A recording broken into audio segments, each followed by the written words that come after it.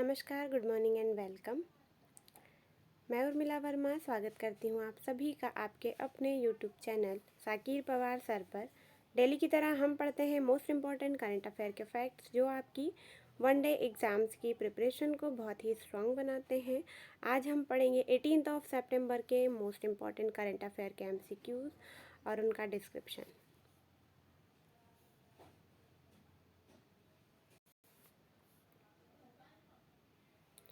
Start करते हैं हमारी आज की क्लास। प्रधानमंत्री नरेंद्र मोदी के जन्मदिवस पर बीजेपी ने कितने दिवसीय सेवा समर्पण अभियान चलाने की घोषणा की है? तो ये जो सेवा समर्पण अभियान है ये होगा 20 डेज के लिए। प्रधानमंत्री नरेंद्र मोदी के जन्मदिन पर बीजेपी ने 20 दिवसीय सेवा समर्पण अभियान चलाने की घोषणा की है। नरेंद्र मोदी के प्रधानमंत्री और CM पद पर रहते हुए 7 अक्टूबर को 20 साल पूरे हो रहे हैं, ठीक है। और इसी वजह से ये 20 दिनों तक कार्यक्रम चलाया जाएगा। नेक्स्ट क्वेश्चन की बात कर लेते हैं। निम्न में से किस महिला को अंतर्राष्ट्रीय नागरिक उड्डयन संगठन विमानन सुरक्षा समिति की अध्यक्ष के रूप में चुना गया है? आंसर हमारा हो जाता है शेफाली जुनेजा, ठीक है। ICAO में भारत की प्रतिनिधि रही शेफाली जुनेजा को अंतर्राष्ट्रीय नागरिक उड्डयन संगठन विमानन सुरक्षा समिति के अध्यक्ष के रूप में चुना गया है। वे इस पद पर कार्यरत होने वाली पहली महिला हैं, ठीक है। जो हमारी शेफाली जुनेजा हैं वे इस पद पर कार्यरत होने वाली पहली महिला है। वे इस रणनीतिक समिति का नेतृत्व करने वाली भी पहली महिला है, ठीक है। इन्हें क्या चुना गया है? अंतर्राष्ट्रीय नागरिक उड्डयन संगठन विमानन सुरक्षा समिति की अध्यक्ष के रूप में चुना गया है शेफाली जुनेजा को, ठीक है। नेक्स्ट क्वेश्चन की बात करते हैं। हाल ही में किसने दूर दराज के इलाकों के बच्चों के लिए कौशल विकास योजना की शुरुआत की है? तो भारतीय रेलवे ने अभी क्या किया है? देश के दूर दराज के इलाकों के बच्चों के लिए कौशल विकास योजना की शुरुआत की है, जिसके तहत रिमोट इलाकों के 50,000 बच्चों की स्किल ट्रेनिंग जो है उनको दी जाएगी और रेलवे द्वारा दूर के क्षेत्रों में अपनी पहुंच को बेहतर बनाने के लिए मोबाइल कौशल प्रशिक्षण इकाइयां भी स्थापित की जाएंगी, जिसमें मोबाइल को ऑपरेट करना सिखाया जाएगा और उसमें जो भी ऐप्स हैं इम्पोर्टेंट उन चीज़ों को भी यहाँ पे क्या किया जाएगा? कौशल प्रशिक्षण भी यहाँ पर दिया जाएगा, ठीक है। तो भारतीय रेलवे 50,000 जो इस बच्चे हैं उन्हें क्या करेगी? इस चीज़ के लिए ट्रेनिंग अवेलेबल कराएगी। कौन से प्रोग्राम के थ्रू? ठीक है, तो उसका नाम हो जाता है Kaushal Vikas Yojana, skill development program, okay. Next question है SCO पीसफुल मिशन 2021 का कौन सा संस्करण पश्चिम रूस के ऑरेनबर्ग क्षेत्र में आयोजित किया गया? तो SCO पीसफुल मिशन 2021 का 6 नंबर का 6वें नंबर का संस्करण यहाँ पे आयोजित किया गया। बात कर लेते हैं कुछ फैक्ट्स की।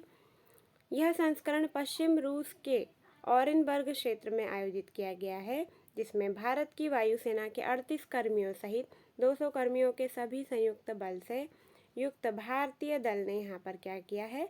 हिस्सा लिया है।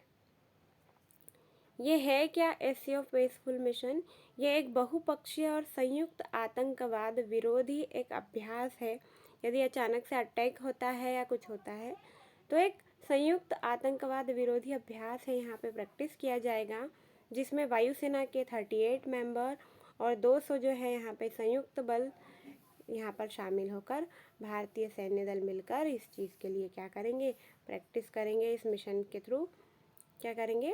संयुक्त अभ्यास करेंगे, ठीक है। स्पेस एक्स ने निजी पृथ्वी की परिक्रमा यात्रा पर कितने शौकिया अंतरिक्ष यात्री लॉन्च किए हैं? तो एरोस्पेस कंपनी ने क्या किया है? हाल ही में निजी पृथ्वी की परिक्रमा यात्रा पर 4 शौकिया अंतरिक्ष यात्री लॉन्च किए हैं। इस शौकिया अंतरिक्ष यात्री में 2 प्रतियोगिता विजेता, एक स्वास्थ्य देखभाल कार्यकर्ता के साथ उनके प्रयोजक भी शामिल हैं। ऐसा पहली बार है कि किसी भी रॉकेट को सभी शौकिया चालक दल के साथ कक्षा में लॉन्च किया जाएगा। एक रॉकेट लॉन्च किया जाएगा एरोस्पेस कंपनी, ठीक है, जिसका नाम है स्पेसएक्स, और वो पृथ्वी की परिक्रमा के लिए यात्रा के लिए भेजा जाएगा, जिसमें 4 लोग शामिल किए जाएंगे। और यहाँ पे जो 4 लोग हैं इन्हें शौकिया चालक नाम दिया गया है, और ये कक्षा में एक साथ अभी क्या करेंगे, जाएंगे, और इस रॉकेट को कक्षा में क्या किया जाएगा, लॉन्च किया जाएगा। नेक्स्ट क्वेश्चन है, निम्न में से किसने हिंद प्रशांत क्षेत्र के लिए एक नई त्रिपक्षीय सुरक्षा साझेदारी की घोषणा की है? तो जो बाइडेन जो है, अमेरिकी राष्ट्रपति जो बाइडेन ने हाल ही में हिंद प्रशांत क्षेत्र के लिए एक नई त्रिपक्षीय सुरक्षा साझेदारी की घोषणा की है। ये AUKUS नामक त्रिपक्षीय सुरक्षा साझेदारी ऑस्ट्रेलिया, यूनाइटेड किंगडम, ठीक है, यूके मीन्स यूनाइटेड किंगडम, ए मीन्स ऑस्ट्रेलिया, और US मीन्स होता है अमेरिका के बीच की गई थी। ये जो बाइडेन जो हैं, इन्होंने जो त्रिपक्षीय सुरक्षा साझेदारी बनाई है, इसमें ऑस्ट्रेलिया, यूनाइटेड किंगडम और अमेरिका के बीच क्या किया गया है, इसे बनाया गया है। ठीक है, क्यों बनाया गया है? हिंद प्रशांत क्षेत्र के लिए ये एक नई त्रिपक्षीय सुरक्षा साझेदारी है।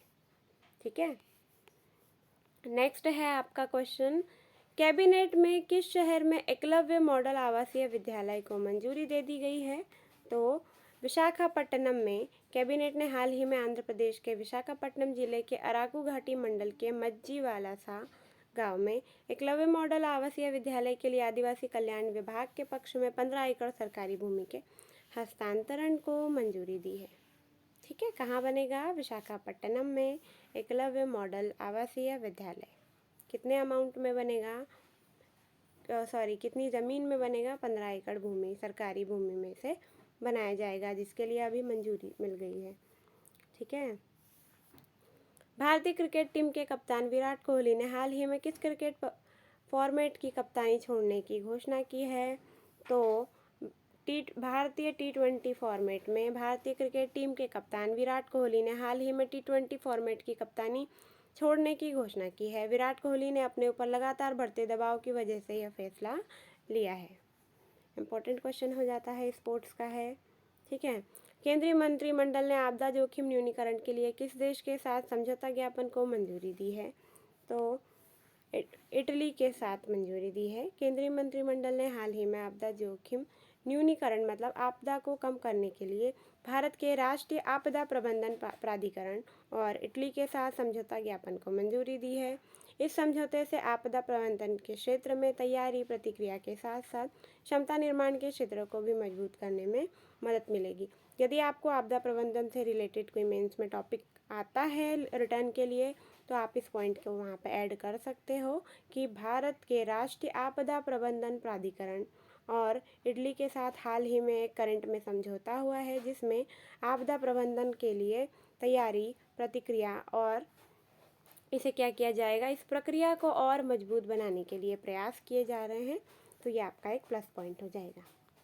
ठीक है, देखिए जितने भी क्वेश्चंस हम पढ़ते हैं उसका जो डिस्क्रिप्शन है, यदि आप मेंस की आंसर राइटिंग करते हैं और कहीं ना कहीं मान लीजिए आपको स्पोर्ट्स का क्वेश्चन है, आपका इन्वायरमेंट का क्वेश्चन है, ठीक है, कुछ पॉलिटी से रिलेटेड कोई अधिनियम आया है, तो इन करंट के टॉपिक्स को आप आपके मेंस में हाईलाइट करके कॉपी में नोट कर सकते हैं और आप अपने सब्जेक्ट के अकॉर्डिंग इन टॉपिक्स को आपके मेंस एग्ज़ाम में भी आप यूज़ कर सकते हैं। तो ये आपको बहुत ही ज़्यादा हेल्प करेंगे। ठीक है,